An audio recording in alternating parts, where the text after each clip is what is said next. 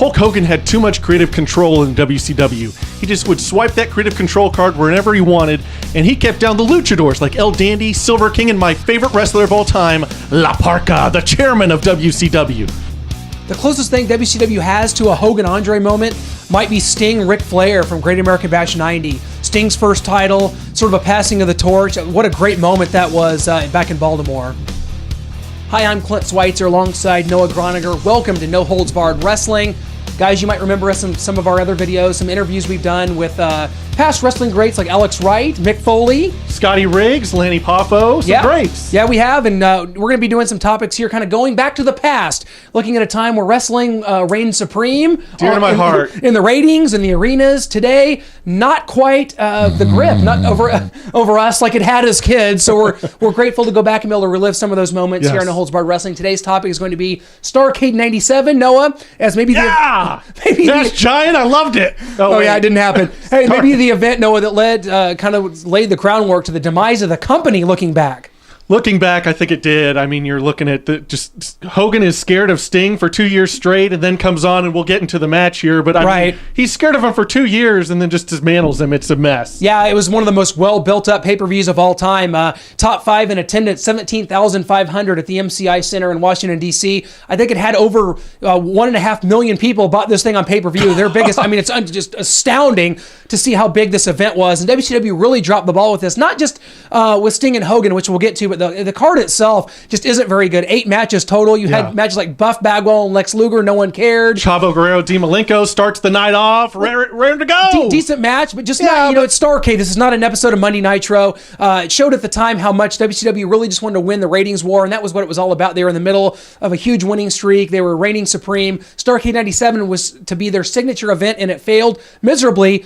Sting Hogan, as we talked about, one of the most well-built-up feuds of all time. Sting did not wrestle for over a year, showing up, haunting the NWO, thanks being to in the Scott rafters. Hall. Scott Hall, the wrestling savant, came up with that gimmick. I mean, that's a genius. Scott Hall did come up with that Sting Crow gimmick. It works perfectly. Sting in the rafters, Sting never talking, never wrestling, and it all culminated in this event at Starrcade 97 for the title. Hogan, Sting. This was the time when the hero was supposed to come, vanquish the bad guys, vanquish the other NWO. WCW members in the crowd that have bought tickets. They're there for WCW to cheer them on and watch the NWO finally fall as Sting leads them and WCW into the future without the NWO there, and it just doesn't happen. Well, we both watched this event as kids. It's interesting to have different perspective looking back on it now. What did you think at the time, as a big NWO fan? What did you think of the event, like at the time when it played out?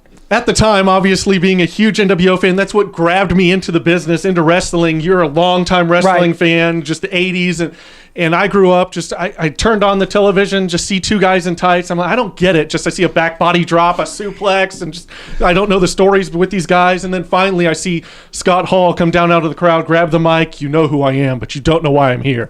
That just grabbed me. I became a fan. And when it came to Starrcade 97 as an NWO fan, of course, watching it just, yes, Hogan pummeling Sting, ruin him. The NWO reigns supreme. But looking back on it, just what would be best for the company is having Sting win that match. The NWO goes away. I mean, as a kid, just loving Hogan, loving the NWO, seeing him get the victory was huge for me.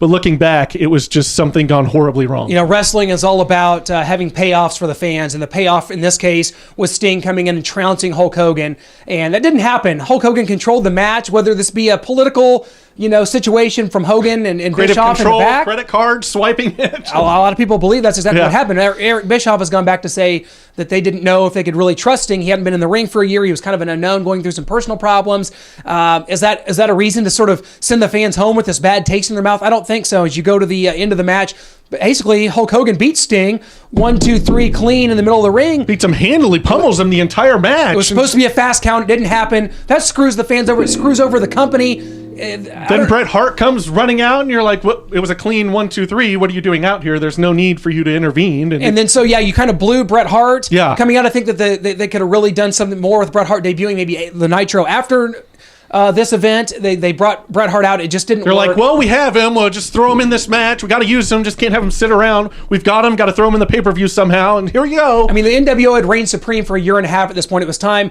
for Sting and the WCW to rise up and knock them out. Maybe not for good. We've talked before about some options that could have happened after this. It wasn't to be. The NWO became stale after this. Sting and Hogan, the feud went on 2 months. The belt was taken off Sting for a rematch a couple months later at Super Brawl. Just badly done. It was the beginning of WCW's poor decision-making that led to the downfall of their company, I believe. It did. You talk about things that could have happened, how they should have done it, and obviously Sting has to win that match. WCW has to feel like they've finally vanquished the NWO. The NWO goes away, and they're just reigning supreme, maybe for a couple months, month, 2 months that they go away, and then maybe you have a scenario where they coax, Nash and Hall, good friends with Shawn Michaels, coax him over to come to the company, and that's their big re-entry, and maybe they even just beat up Hogan. They're blaming Hogan for what's going on, and just this old man, this fossil, just get out of here, and then Hogan goes back to the red and yellow Hulkamania and joins the fight against the NWO, who just kicked him out, and you've got the new, cool, young crew, and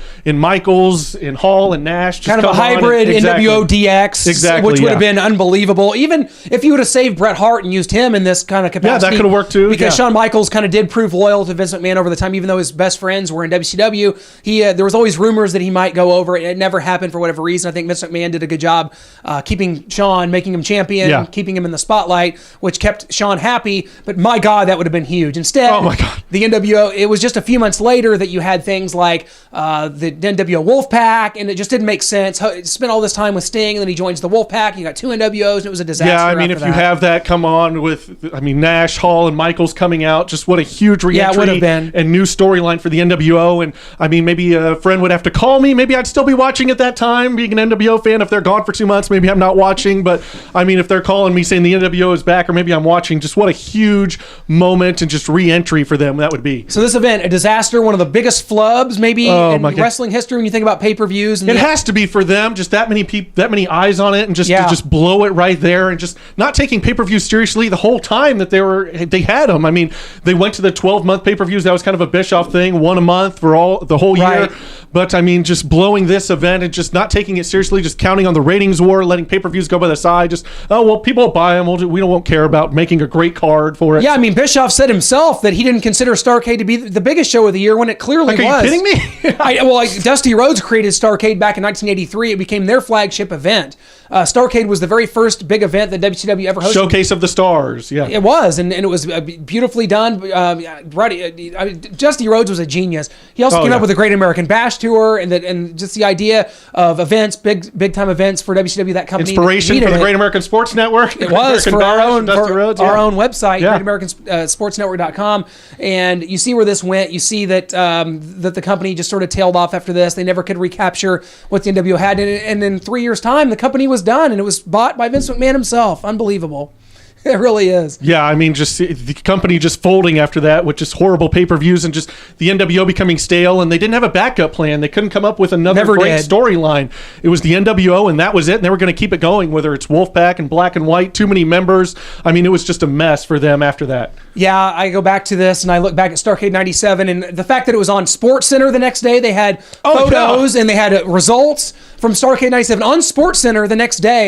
That's when I knew how big this event had been. And at the time, just as a wrestling purist, just knowing Sting, how much a big a fan of Sting I was to have him come back and win that title, but to know how tainted it was. People were confused by the ending. When the casual fan that's in the arena doesn't know what happened, they just saw Sting lose the match 1, 2, 3. He just got pummeled. He had barely any offense in. I think it's just the NWO comes an back insulting of the intelligence. Yeah, the NWO comes back the next night. Says, we won. Look at this. 1, 2, 3. The next night, they're showing video evidence, like going back to the replay, like in an NFL game, to show that, this was wrong. It should have been the 3 count. And then it's like Hogan's like, I'm going to pummel him, get my slow 1, 2, 3 count, then come on the next night. Just his creative control card, his ego, it ruined a lot of things. As great as he was for the company, as great a coup as it was to get him in there and build the company and build the ratings, it was also the detriment and death of the WCW. You might be right about that. And guys, we want to hear from you about this topic. Yes. Tweet us at NHB_wrestling.